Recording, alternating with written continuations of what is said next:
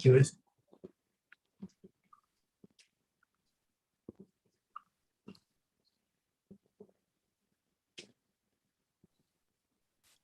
Hello, everyone. I'm Mary, and we just finished the second session of the Climate Supper, focusing on affordable and accessible nutrition. I'm here to introduce Lauren for the third session. Lauren, welcome. Hello, everyone, and welcome to the third and final session of our Climate Supper. The Climate Supper is the third assignment for the Digital Bootcamp participants. It is for our participants from all over the world to have a conversation about their food choices and how they have an impact on both our planet and their health. We are partnering with the Chef's Manifesto, and we have had two of their chefs joining us actively today. They have become squad leaders for 3 different thematic areas, and this third session focuses on valuing natural resources and reducing waste. And yes, I'm Lauren, as Mary mentioned, and I am a part of the Digital Bootcamp team here at Future Food Institute, and I'm dialing in from Bologna, Italy. So first, if you missed it, to tell you a bit more about the Chef's Manifesto, it's a chef-led project that brings together 1,000 and more chefs around the world to explore how they can help deliver a sustainable food system. As chefs bridge the gap between farm and fork, the Chef's Manifesto empowers chefs with a framework tied to the United Nations Sustainable Development Goals. This framework consists of simple, practical actions that chefs can take. Unfortunately, our first participant is unable to join us actively today, but he will share his video experience that he has recorded from Chef Aldo Chavez, and he is also part of Chef's Manifesto. He has an ambition for healing and believes absolutely in the power of food as medicine. So let's journey over to Mexico with Chef Aldo's video.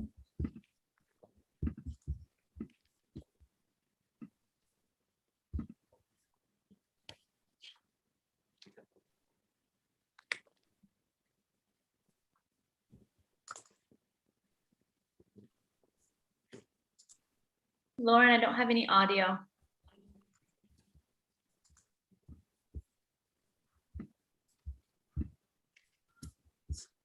No audio? No, try again. Okay, 1 second. Here we go.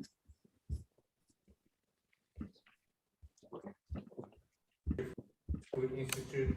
All good? Mexico. I am part Yes, of thank you. the bootcamp of Climate Shaper in Future Food Institute. Thank you very much, everybody from the Future Food Institute, everybody, every instructor, every mentor. I am humbled and very grateful for your knowledge. Thank you for Chef Manifesto to make this happen.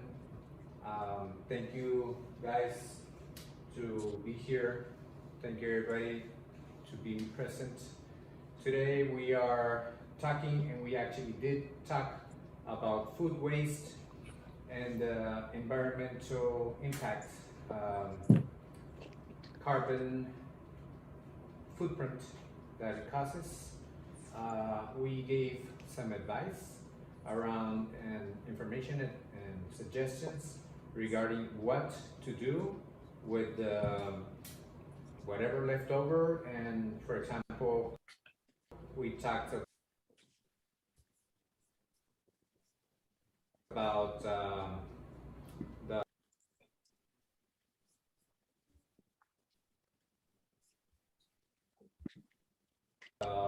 ends of peels of celery,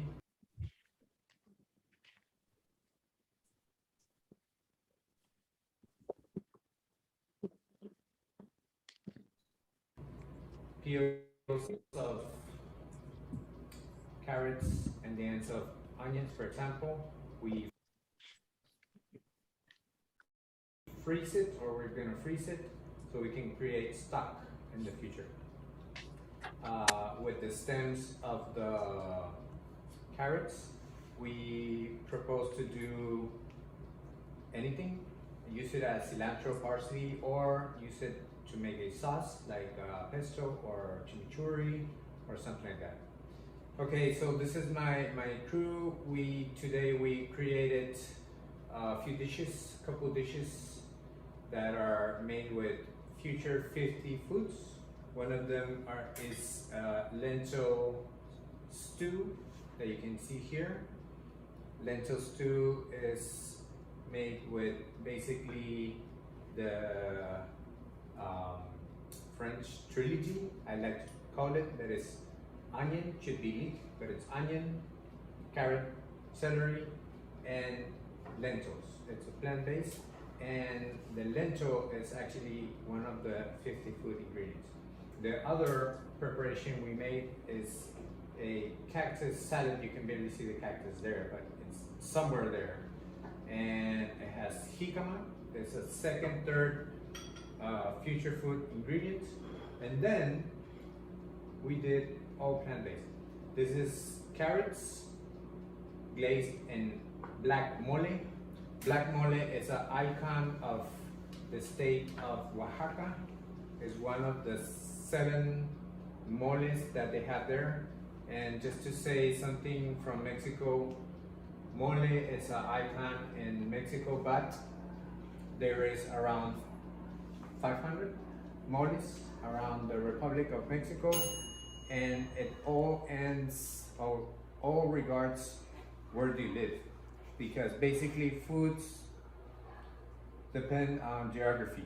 So where do you live is what you grow, and it's what you use to cook whatever. So that's how the mole actually works here. All right, so in this case we did those 3 dishes. We talked about the environment, we talked about the footprint, and we talked about advice, right? Mm-hmm. Anything you would like to add, consider, talk about? You don't have to. Tito? Well, we talked about the climate change, and we talked about how it affects everything you do. Basically, that if you eat meat in great quantities, it creates a carbon footprint that it affects the whole world. So you have to be moderate with what you eat, with what you consume, and that the knowledge about this program doesn't only apply for the food industry, but it also helps everything that you could relate to. Like, I'm an artist, so I related to what I do, and I've heard a lot of things that make sense for every career, basically. So it's a very mindful approach for life, not only for the food industry, but I'm glad that we're working with this because, well, we're humans and we need to eat and we need to consume and we would like to thrive and to live longer. So I'm glad that I had this conversation and I'm taking this course with Aldo. Hey, that's a great comment. Thank you very much. Thank you. Somebody else? You're good? Okay, so basically from the boot camp, it's a course of 1 month. We will share this later with the group and with my fellow colleagues and pass it through the world and different parts and different time zones. We are recording this and winging this, and we are going to say goodbye. Thank you very much for your attention. Thank you, Future Food Institute, Chef Manifesto. Thank you all people that make this possible. Thank you for coming. Hasta luego.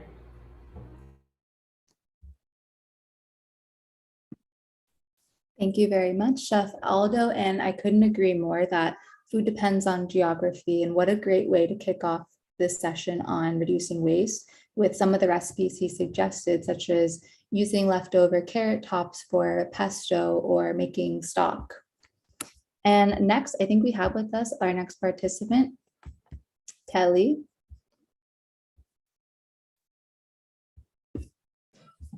Hello. Hi, how are you? Good day, everybody. Hello, everybody. I'm gonna tilt the screen so.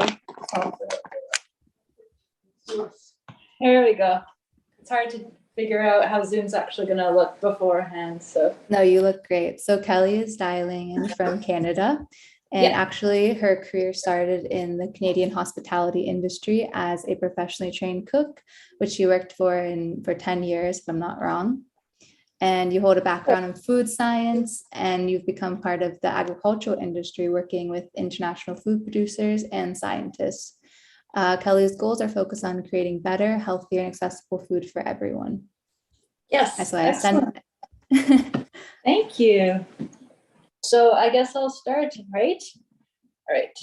So thank you for that lovely introduction, Lauren. I really appreciate it. It's like my history flashing before me. So it's great. It's my food history. So I'm chiming in from Canada. So I'm located in the middle of Canada on prairie land in Manitoba, specifically in the city of Winnipeg. This is my hometown. And so I just want to take a moment to acknowledge beforehand that we are located here on Treaty 1 territory. So that's an Indigenous territory that's been given to the Indigenous people of the land before that. So I just want to acknowledge that we're on the gathering land of the ancestral lands, Treaty 1 territory. It's the traditional territory of the Anishinaabe, the Cree, the Oji-Cree, Dakota, and Dene peoples, and also the homeland of the Métis Nation. And I just want to introduce my mom. So she's here with me in our bubble for our climate supper. So she's going to come in and say hello. This is my mom, everybody. Hello, everybody. Hello. Hello, hi. So just a side note. So my mom is not, I'm a first generation Canadian here, but my mom is actually an immigrant from the Czech Republic. So that's another aspect of Canada, that we're a very large nation of immigrants. So it's a kind of a combination of Indigenous land and immigration here. So it's a very diverse culture. So I decided to use, because my thematic, Chef's Manifesto thematic theme was reduction of waste and utilization of entire products. But I decided to also showcase one of the types of a natural ingredient that is found on Manitoba, and it's found around the world, but this is specific to our northern climates. So I used wild rice.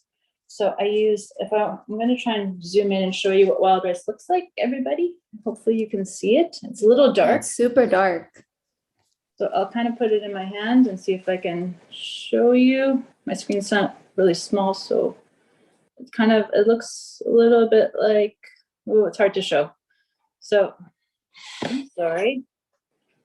Where's my camera? Very long Indian black rice. So it's a type of grain that is grown in Manitoba.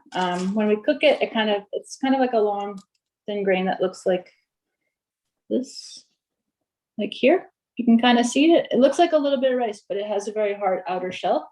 So when it cooks, it kind of splits open and puffs up like that. You can kind of see that a little bit. Excellent. So I also used some potatoes that I grew during the summer here. Right now we're full on winter, so there's nothing growing outside anymore. So I gathered my potatoes and I've been storing them since about the beginning of November, end of October. So I used a combination of those two ingredients. I also grew some garlic, but it's missing somewhere, but it doesn't matter. And I made a potato pancake pizza. So hopefully we can kind of see that. So Yeah, that's beautiful. Thank you. I just covered it with some local cheese on the base of it. So I mixed the wild rice and the potatoes, made a potato pancake, and topped it with a little bit of local cheese. And then the tomato sauce is also from my garden. So I grew a whole bunch of tomatoes, but those are been long harvested since September. But we've been making tomato sauce with it since then. We've been freezing them as they've been ripening off the vine, and then we're just collecting them and making tomato sauces with it. And the basil is from the balcony basil I had at my own home in the middle of the city, and I've just brought the plant in. So I'm still holding on to that thing as long as I can, because it smells like summer as long as I can. Just Summer in November. Summer in November. Yeah, you can't really beat that. It just kind of touch it and it just floods back some happy memories, right? So Yeah, so that's what I made for my climate lunch, because it's just lunchtime here, so we don't really need to go too deep into anything. So we're probably going to dig into that, and then we're just going to head to the park because it's a beautiful day out, and maybe go for a little walk after this. Fantastic. So for your mom, is this a dish that she's eaten many times, or is it something new for her? How does Oh, like no. Go on, sorry. no, that was it. Is this something like something she tried before, or is this a new dish altogether? Well, I'm the one who made this one, but mom tends to make me potato pancakes if I ask kindly for it. So that's a nice treat every once in a while. She's from the Czech Republic, which is Eastern Europe. So potato pancakes, it's more of a traditional Hanukkah Jewish tradition, but you know what I mean? It is spread out across the land. So a lot of people make their own variations of it. And it's actually a recipe that I got inspired from Jacques Pepin on Instagram that he made with, it was on a budget Tuesday. So it's not, and I used the whole potato, I didn't peel them. So even if I did peel them, I would still take the skins and I would do like a little fry, I would fry them up and eat them as chips as a snack. It's a great treat, but I just ground the whole thing in there. So, you know what I mean? There was no waste on this one, which is great. Is there something like, you know, how it's very, right now, it's, you know, it's super trendy to say like reduce waste, you know, use as much part of the plant as possible. I feel like it's maybe more intuitive for older generations to do that without having to think about it. Is there like a recipe maybe your mom makes that utilizes waste in a way that just seems secondary, just like intuition? It's not very like trying to be sustainable. Oh, well, we always make chicken stock. We don't do too much in the summer, but definitely in the winter, it's kind of like a mainstay. So we utilize almost all of the vegetables from it. Like we trim off the root stems. We have a composter in the back, so we've been like utilizing all that. So anything that we don't manage to use up, we put back into like the earth, try and compost it down, make it get those nutrients out, and then use it the next year for the next round of foods. So things like chicken stock, little stocks that we make. So that's kind of a way we use up all those little tiny veggie scraps and animal scraps as well. We tried to reduce our animal consumption over the past year with COVID. So we do we're more flexitarian in terms of that sense, but we're definitely trying to reduce as much as we can. And I've even gotten a few comments from mom saying we don't need meat after all, which is a great feeling. Mom's approval. Yeah, when you get mom's approval, it's a good step, right? Well, thank you so much, Kelly. And I know you want to get back to and eat your lunch, as I'm sure I don't want it to get cold. So thank you so much for joining us. And we look forward to seeing photos of your food once it's done. And I hope you enjoy it. And tell your mom goodbye. Goodbye. Cheers, everybody. Have a good rest of the day. Take care. Cheers to you too. Yes. Excellent. Bye. Bye. Take care. Bye-bye. Okay, next we have Nicholas Rodriguez, which I think he's already here. And Nicholas is located in Colombia. Hello. He is a purpose-driven professional. Hello. Hi, Nicholas. I was going to introduce you real quick. And he is, his mission is to collaborate in the promotion of sustainable development through project execution and education. He has an entrepreneurial mindset and are really keen for problem solving skills, and you've decided to focus on sustainability as a career path. So please tell us what you are preparing over there. Well, thank you very much for the introduction. It's pretty accurate. And well, today, considering, first of all, I hope you're listening to me well. I'm trying to do it like somehow a little broadcast with some, it's quite far away, so hopefully it does this listen well. So what I was thinking today, my main motivation was the idea of the Chef Manifesto was focusing on the natural resources and avoid waste as much as possible. So what I was thinking today is like, okay, how can I just bring up what we've seen so far and at the same time, like do something with local resources and try to have as little waste as possible out of the products. But at the same time, what my main motivation was trying to link what I spoke around the local discoveries. My climate shaper was talking about eatable cacti fruits. So I was thinking, okay, how can I link that part with Chef Manifesto at the same time? So let me give you a little tour of what I've, hold on, just a timer.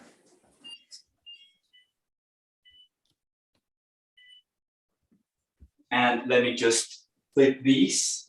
Don't want to burn them over. And I'll explain right afterwards.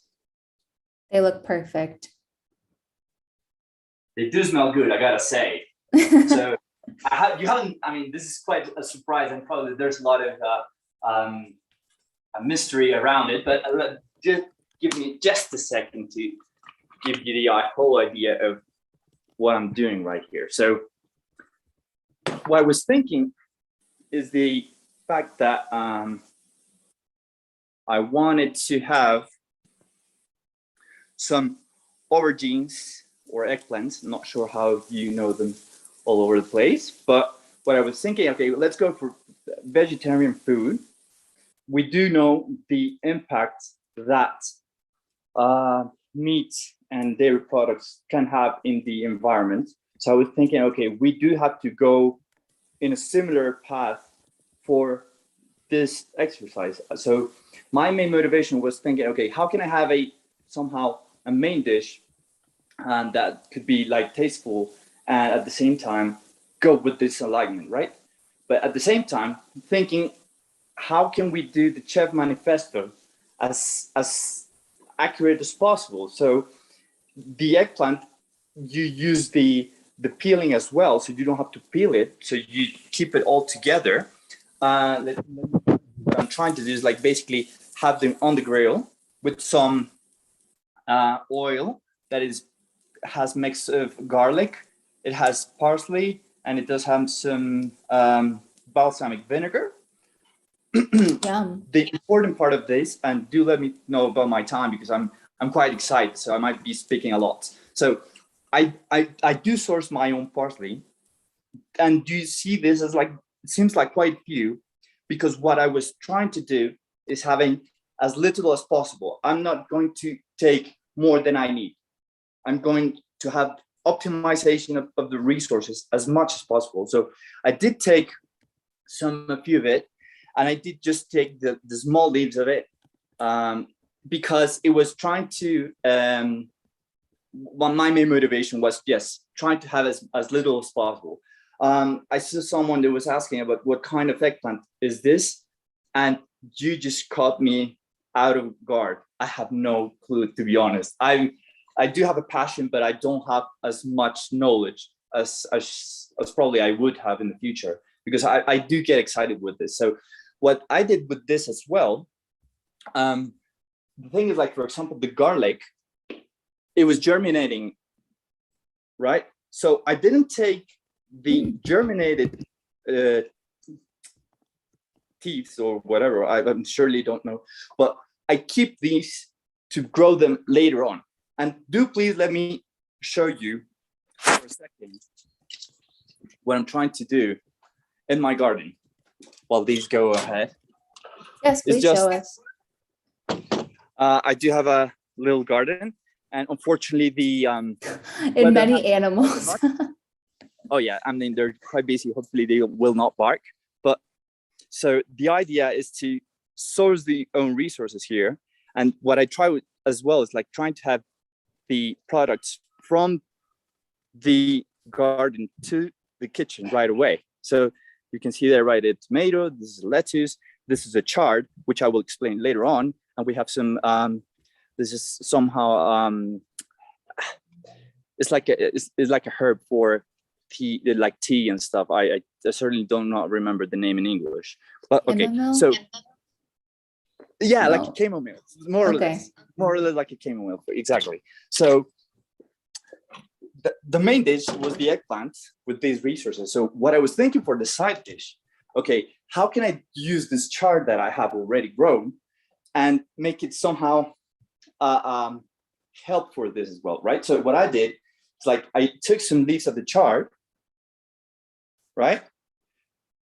right from the garden, all the peelings, like all the stems that I'm not using, I'm keeping them right beside, because what the idea is probably make some stock later on, or trying to figure out how to work it out. But what I did is, like, I did cut it quite small, right? Mhm.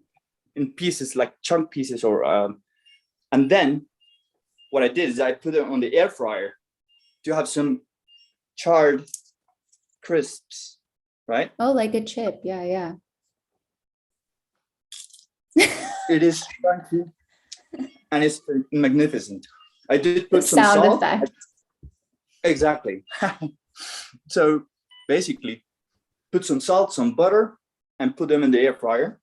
I do gotta say, I did the first try, which was quite a failure, but that led me to this fantastic, and it does taste good. I gotta say, I was quite scared, because I didn't do this before. I had to say, okay, let's try and innovate. And I thought that trying days in advance would be somehow cheating. So I said, okay, what's the problem of going live and showing the process? I certainly think it's part of the exercise as well, right? Like, to try and see and take a new step over something that you're not somehow familiar, right? I have to say, I really And at the like what same you said about, sorry, to cut you off, but I like what you said about not taking more than you need and not having, what can you advise people who maybe have more of a scarcity mindset of taking, like when COVID happened, everyone's like rushing to take way more than they probably need. How can we kind of shift those mindsets? Well, I do think that the first step towards this is getting out of the box, or just getting out of your comfort zone. We are so used to the same kind of products, same kind of global products. You're always thinking about tomatoes, you're always thinking about probably lettuce, the ones that are globally sourced. But have we thought about the ones that have been locally sourced? Do we know, for example, let me show you. Do we know this kind of passion fruit, which I'm not sure if you've heard it before, and do let me open it, because it's just magnificent. I do need both my hands, so give me a second. I'm going to be honest, I don't know if I've There. seen that passion fruit before. It's just fantastic. Look at this. You open it with your own hands. Put it in here.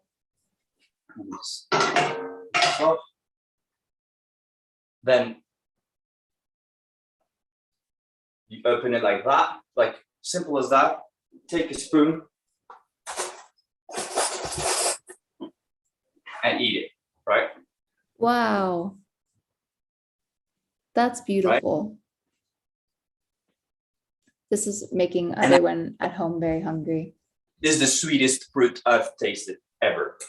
So the point of this is, like, this is a locally sourced fruit, and how can we optimize this? So first of all, we do know sometimes, like, we cannot use all the resources as much as possible, because, for example, I was thinking, what can I do with this? How can I make this useful? This is probably sour. This might be not used for a plate, but what I've seen is, like, okay, let's try to innovate.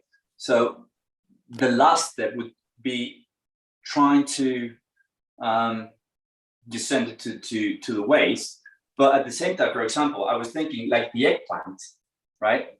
This part of the eggplant, which is like somehow the where the stem goes, I was thinking, okay, why don't we just cut it, right? And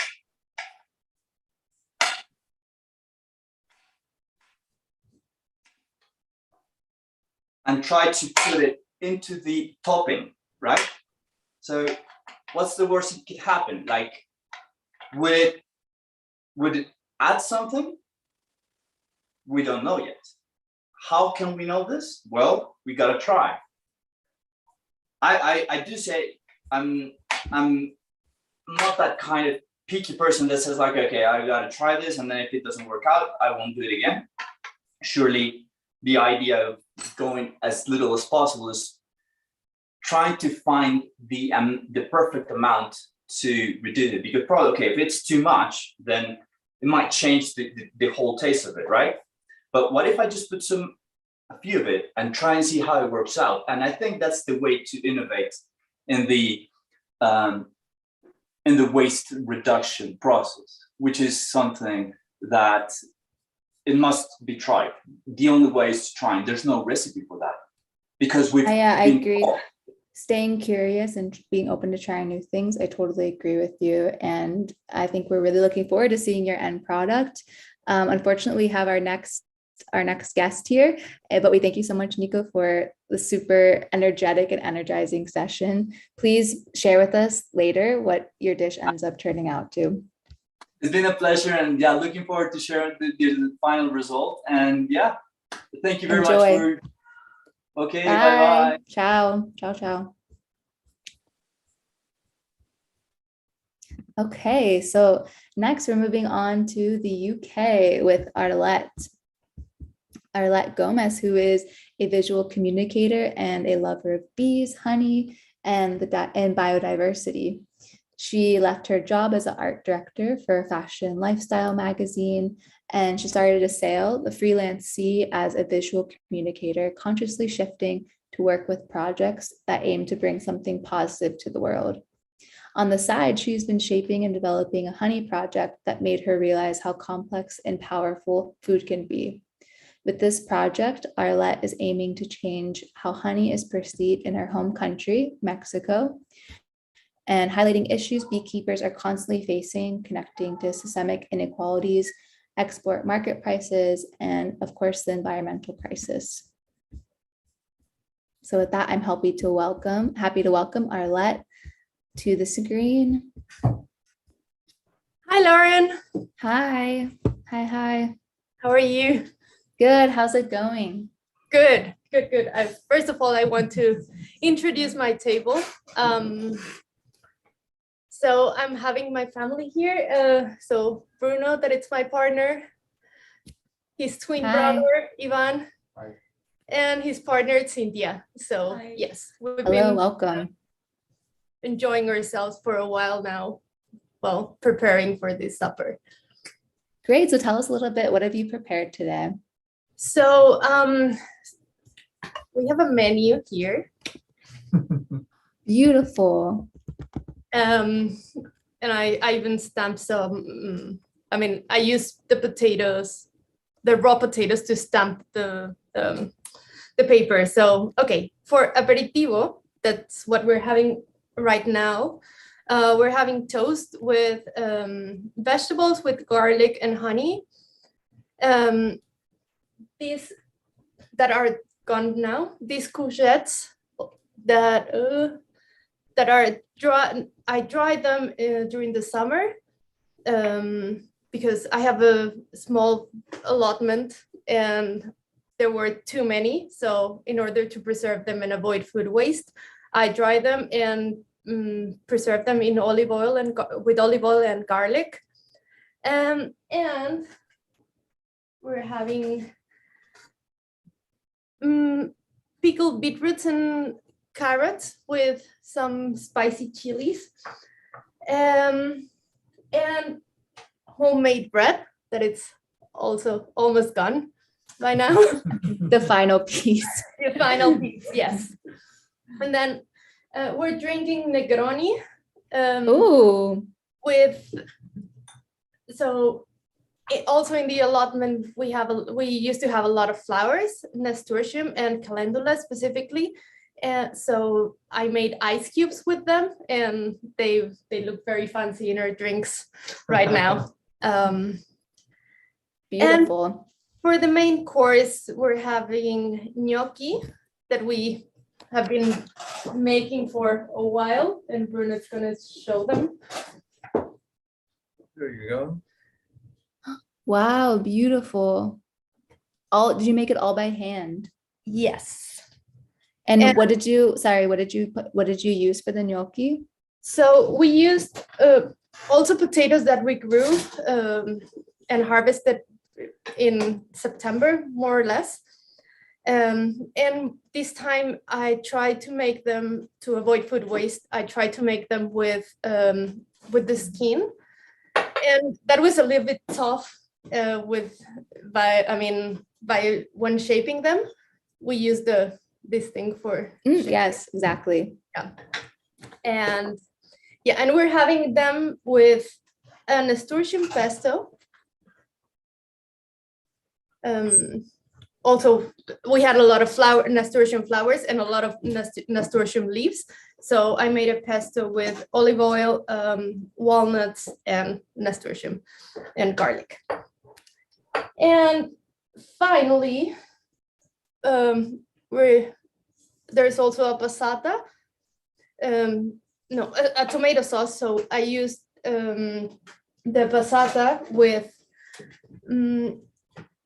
wine, red wine, onion, garlic, and honey vinegar. That is one of my favorite ingredients lately. And I'm trying to I'm looking into learning how to make vinegar from different honeys now. So I'm very curious on that. And we're drinking this sparkling water as well. It's sparkling water with cáscara, that it's like the skin of the coffee beans, right? And it has like a very interesting flavor. I don't know what the table thinks, but I think it's That's soup. I've never heard of that. You have to share the recipe for this water. I've never heard of it. So there's some beneficial properties to this? I don't know if it has beneficial properties, but what happens in the coffee production, it's that farmers usually throw the skin away before fermenting and drying them. So now, it's full of flavor and it's super nice. So what they're doing is, from this byproduct, they're creating a new product, and you can have it, infused as a tea. And I put a little bit of honey to sweeten it, and sparkling water. So it's like kind of a subtle taste to it. Speaking of honey, I'd love to know a bit more about your honey project. Yes. So that brings us to our dessert. Okay, there's more. I didn't know there was more. So yeah. For dessert, we did cookies, like German inspired cookies, with a very cute mold that I recently found. Oh my gosh, I want that. That's beautiful. Yeah, they're super cute. So I use a blend of spices and a honey from that it's from springtime from the southeast of the country. So basically, I'm very inspired about I'm super inspired about bees and beekeepers and the work they do. And what I'm doing with my honey project, it's working towards changing how honey is perceived in Mexico. And basically honey is, we think about it and it's just sweet, right? But it has so many flavors and so many textures and colors that, that was something that I was fascinated by. So I'm interested in how honey can be a trigger to create different dishes, and that's why I use it throughout the menu. So for the tomato sauce, I used honey, garlics fermented in honey, a honey that comes from a friend of ours that was in Central African Republic, and he brought some honey for me to taste it, and it's perfect because it's kind of savory, so it's perfect to use it with garlic and then you can have another note in the tomato sauce. And for the dessert specifically, I used honey from Mexico, from the southeast of the country. And I found it interesting to kind of have like this super wintry mix of spices that recalls Germany specifically. And Germany is one of the main importers of Mexican honey as well. So I was like, what if we think of these? I mean, these cookies can tell different stories. So they can tell about the Mexican honey and how beekeepers can have a better income from their harvest instead of just using whatever blend that it's available in the supermarket. So yeah. Thank you so much for sharing. I just learned so much in the past couple of minutes of you speaking. You are officially the most expert person I know on honey, and I will be consulting you for any of my future questions. And Great. I know you guys want to get your honestly very Italian inspired dinner going on. So I let you to it and enjoy your guests. And yes, thank you so much for being with us, Arlette, and I hope you enjoy your meal. Thank you, Lauren. Bye. Bye, everyone. Thank you.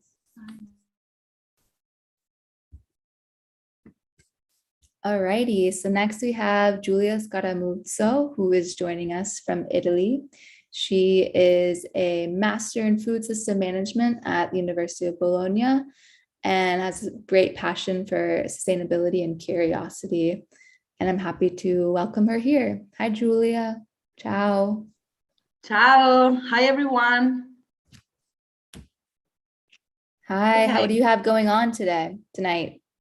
Well, we are still preparing actually panzerotti, which is like a typical food from Puglia, which is in the south of Italy. And I'm going to show you how do they look like. Those are friends of mine. We are having an appetizer. Those are taralli pugliesi, still from Puglia. And this is like beer, which is produced in Puglia, Peroni. Now I show you panzerotti, which is this one. Now I will open it because like inside we have like mozzarella and tomatoes. And actually for the food waste, I used the tomatoes which were going to expire and also mozzarella because like I had many of them. And this is the inside.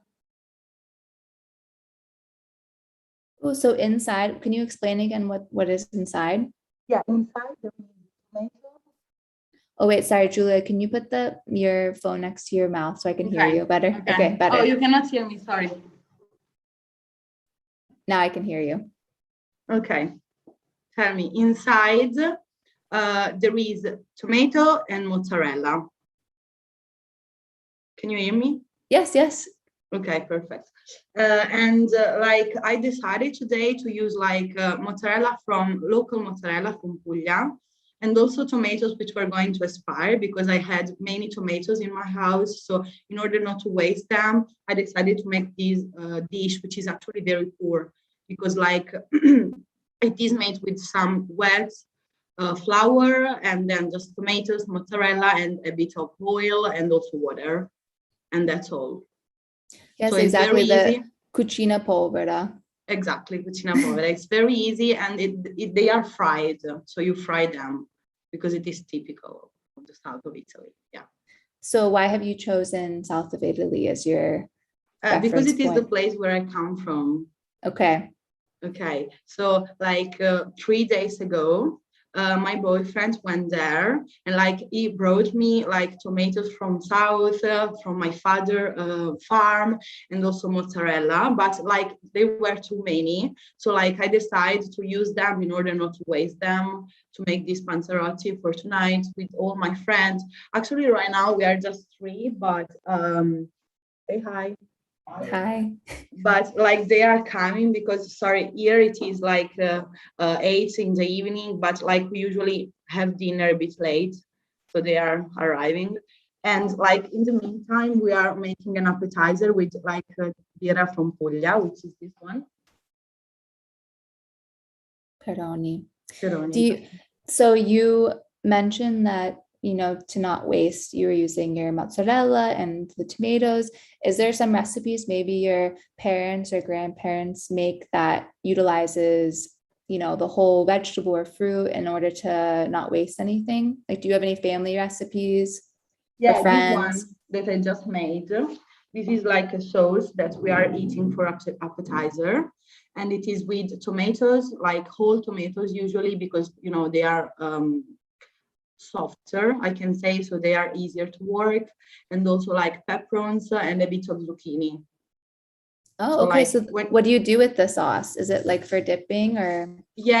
We are eating it with some paralli, which is still a typical food from Puglia. I'm sorry. Oh, okay. I do have everything from South. It's everything from Puglia. Yeah. Sorry.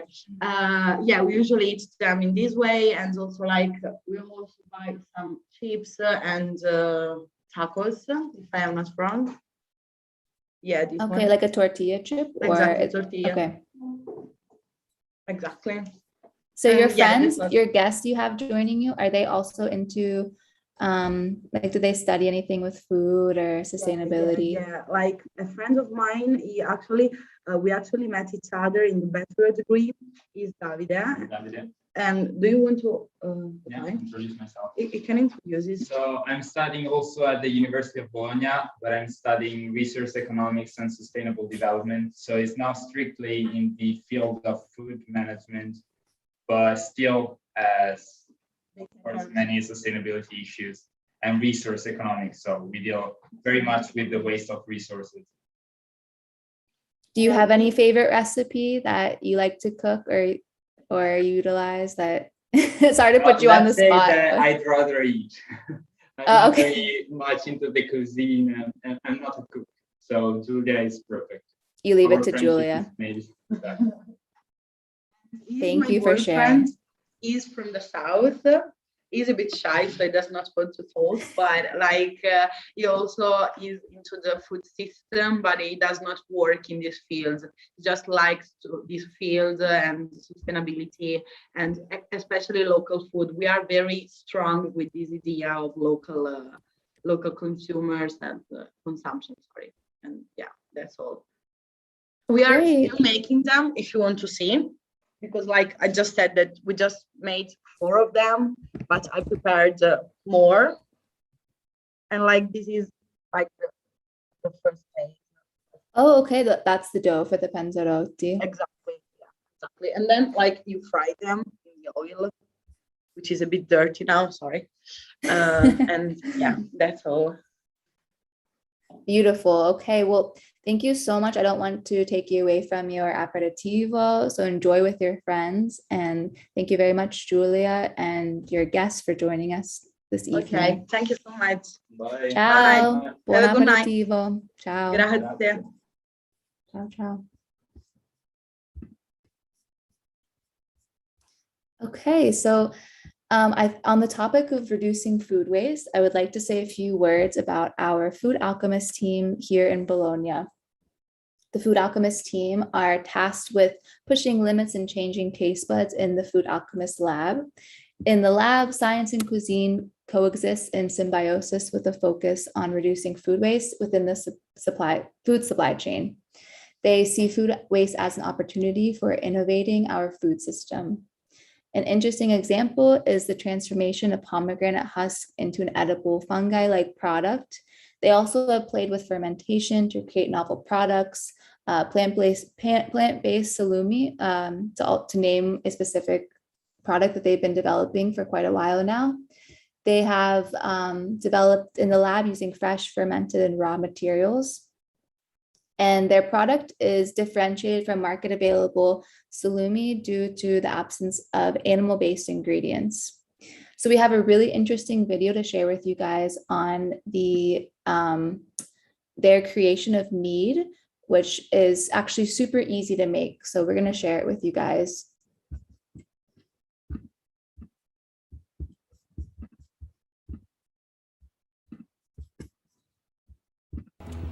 Hello guys, welcome to another video. Today I want to talk to you about meat or hydrowine or hidromiel in Spanish, and the only thing we need to do it at home is honey, water and yeast. So in this video we are going to speak about a beverage that we are exploring right now in the Food Alchemist Lab. We are going to talk about what it is, a little bit of history and the fermentation process. Mead, also known as hydrowine, is an alcoholic fermented drink based on honey and water. Honey is a saturated solution of sugars, mostly fructose and glucose, which constitute the 80 or the 90% of the honey. Within honey, we can also find bacteria of the genus Bacillus, as well as fungi and molds, such as Aspergillus or Penicillium, the ones found in koji making or in cheese. We also found yeast, the type of Saccharomyces that are the ones in bread, in beers, or in wine, and are all of these factors that will allow us to ferment honey to create our drink.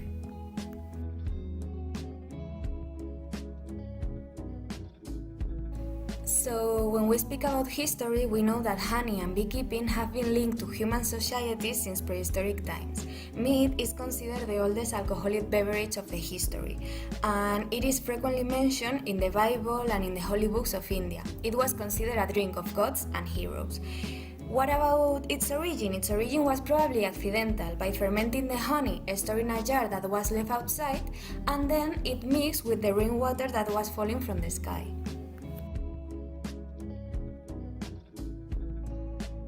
The oldest testimony of meat dates back to 7,000 years before Christ in China, where they have found remains of honey, sugar, rice, and ferments. We also know meat from the pre-Columbian cultures in South America, Mesopotamia, Egypt, India, and China. It is because of its history that it appears in a lot of series and films inspired in the Middle Ages, for example, Game of Thrones, Viking, and Asterix Obelix. In Europe, mead was the main and most famous drink of the Greco-Latin world. They have even found writings where Julio Caesar said that it was his favorite drink. When they started to grow grapes, wine in the Latin culture left apart the consumption of meat, being relegated to the northern barbarian towns where it was very difficult to make wine.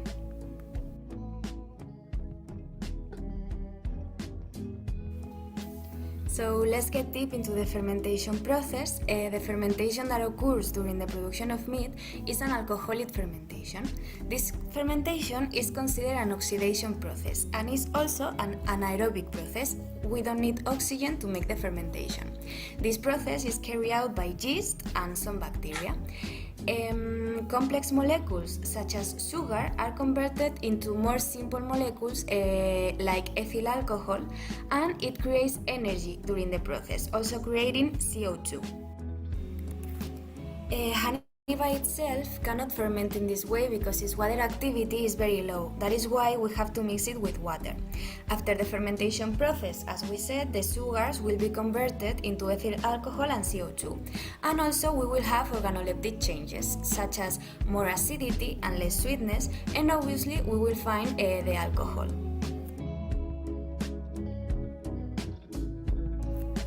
Let's start with the recipe. First of all, we are going to boil our water and we are going to mix it with the honey. The initial liquid should have 20 bricks and a pH around 3.8.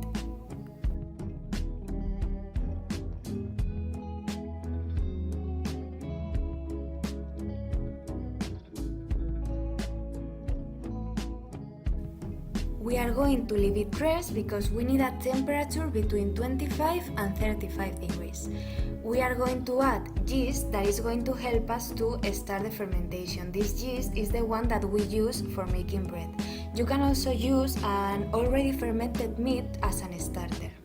We are going to place this liquid into a very clean bottle and we are going to leave it ferment for 4 to 5 days at a temperature of 30 degrees. We are going to place an air locker to take the oxygen out and to let some space for the CO2 to slowly leave the bottle.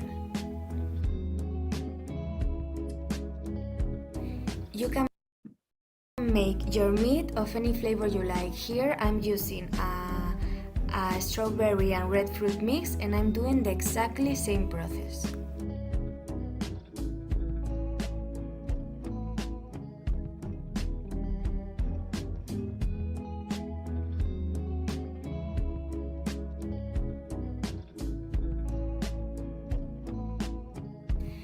So after a few days fermenting, this should be your final result. As you see, it looks almost like a beer, and you can see all those CO2, all those bubbles that have been created.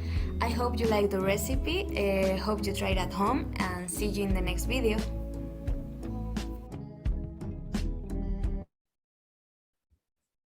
I hope you guys enjoyed that quick video food science lesson.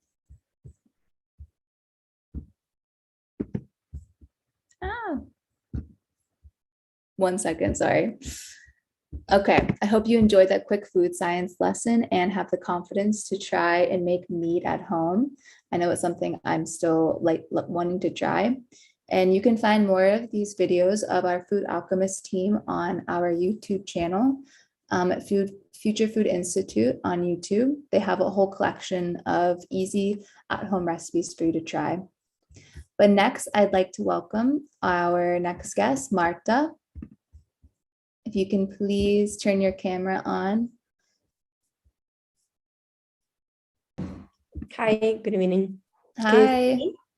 Yes, we hear you. Okay, great.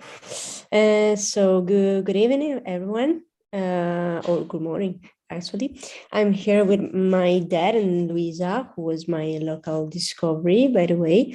Actually, there should have been 2 more people with us, but unfortunately they got COVID, and also we are getting into some restrictions, so I didn't want to expand this dinner because of that, unfortunately.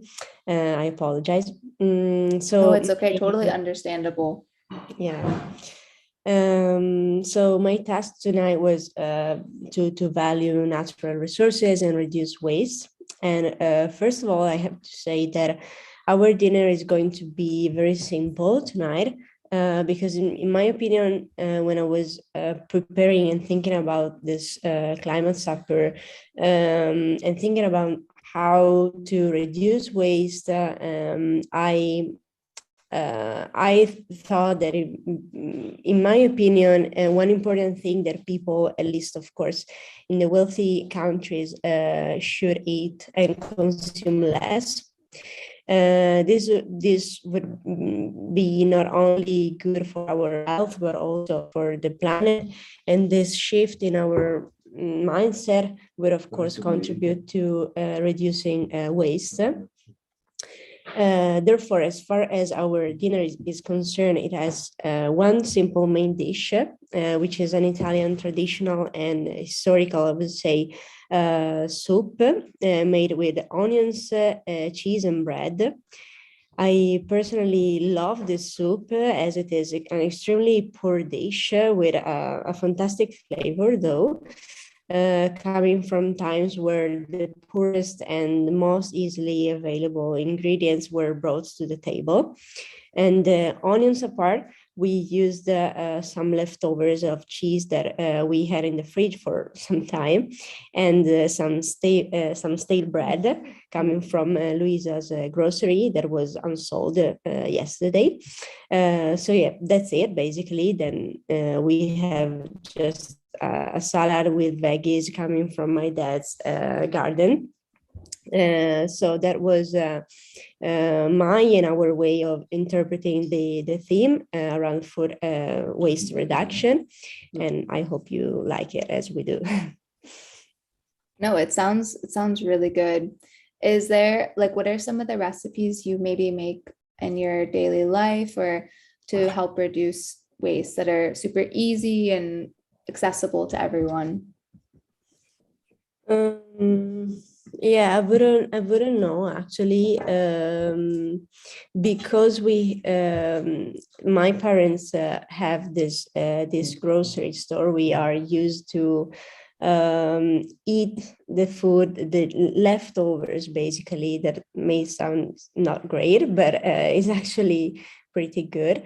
We are used to see the food that people don't want because maybe of how they look like, or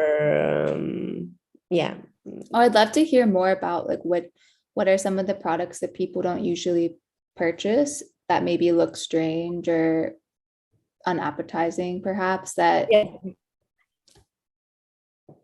For sure. The main problem, in my opinion, concerns vegetables and fruits. So people are really picky when they select veggies and fruits.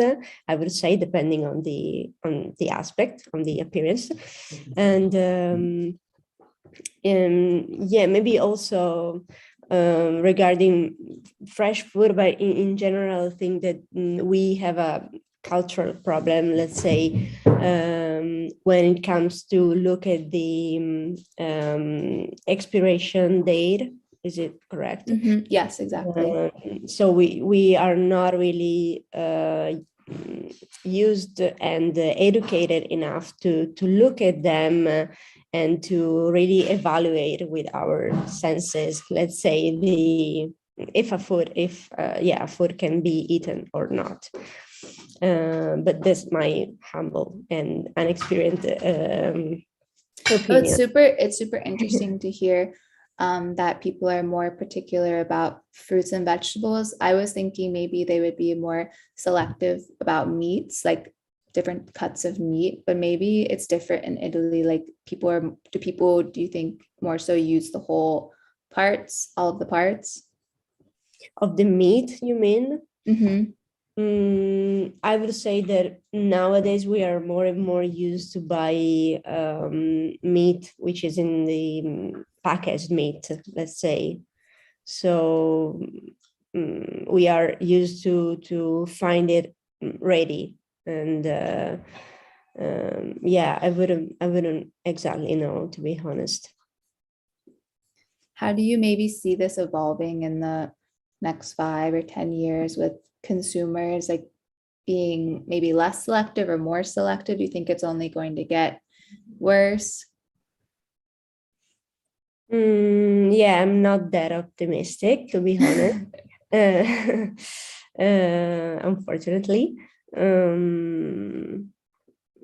I think it's hard as more and more we get used to a different style of consuming and buying food.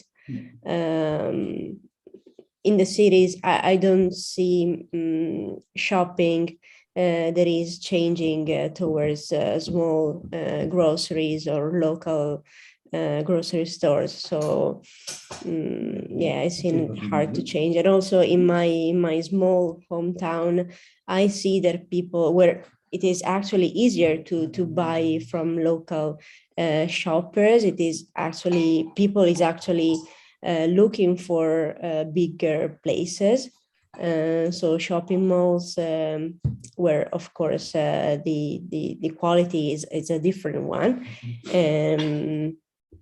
So I'm not that optimistic. I wouldn't know though how. Oh no, I don't want to leave you on a non-optimistic note. So what's something you're looking forward to tonight, maybe with your guests or with your family? Is there something in particular you're looking forward to on this Saturday night? Well, I hope that we can find a new topics of discussion about that, and also to find some more optimism, maybe. Okay, no pressure. I hope you enjoy your meal with your family, Marta, and stay safe too. I know it's maybe a bit trying times, but take care, and thanks for joining us. Thank you. Ciao. Ciao. Oh, ciao, ciao. Buonasera. Buona cena.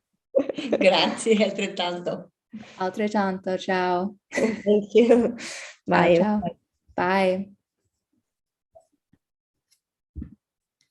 Okay, so this brings us to our final participant, who unfortunately is unable to join us live. But we have Chiara Galli from also from Italy, and she recently completed her master's in product and system design in Florence. Although her specialization is about product, she is also very interested in graphic design and sustainability. Her strong points are storytelling and research, and she has explored the food system world for the first time when she attended the Milan Food Expo in 2015. So let's check out Chiara.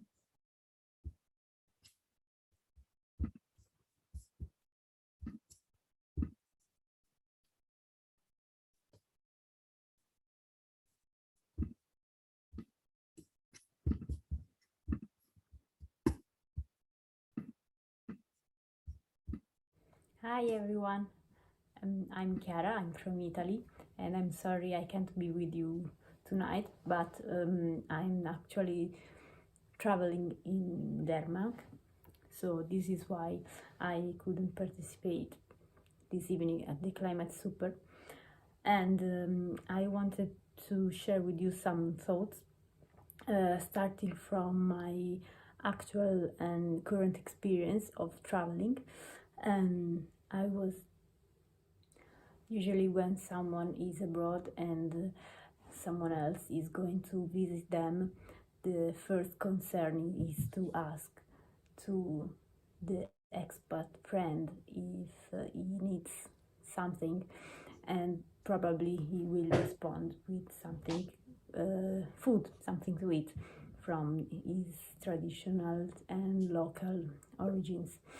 This because food is synonym of home, and bringing a piece of it to share together, not only with the people that you love, but also with the people of your new community in the place that you live.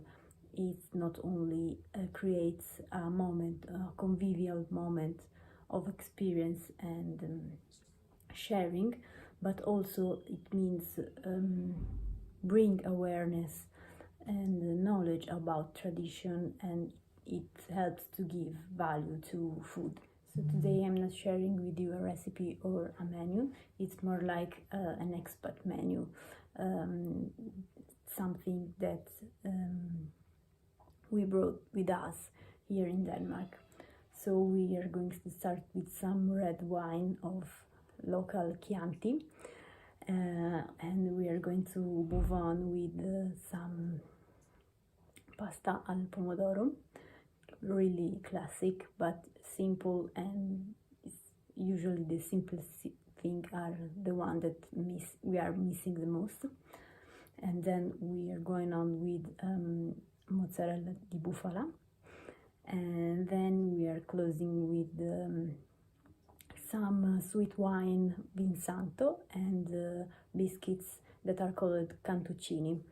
These we brought with us these typical products from Italy, and not only to share with them, but also to tell them a story, the story of the tradition that are with us, but also the importance of simplest ingredients